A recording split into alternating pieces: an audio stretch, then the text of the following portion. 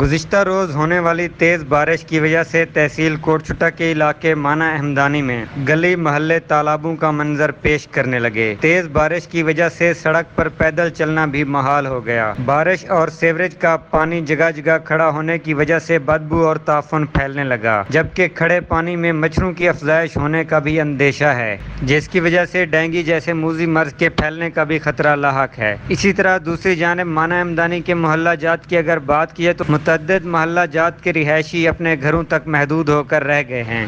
تیز بارش کی وجہ سے جہاں بارش اور سیوریج کا پانی متعدد گھروں میں داخل ہو گیا، وہیں مارکیٹس کی اکثر دکانوں میں سیوریج کا پانی جانے کی وجہ سے دکانداروں کو شدید مشکلات کا سامنا ہے۔ علاقہ مکینوں نے اسسٹنٹ کمشنر کوٹ چٹا، ڈپٹی کمشنر ڈیرہ غازی خان سے اپیل کی ہے کہ مانا احمدانی کے سیوریج سسٹم کو بہتر بنایا جائے، ساتھ ہی جہاں سیوریج کا پانی جمع ہے اسے بروقت نکالا جائے تاکہ علاقہ مکینوں کو مشکلات سے نجات مل سکے۔ علی رضا احمدانی، سچ ٹی وی، کوٹ چٹا۔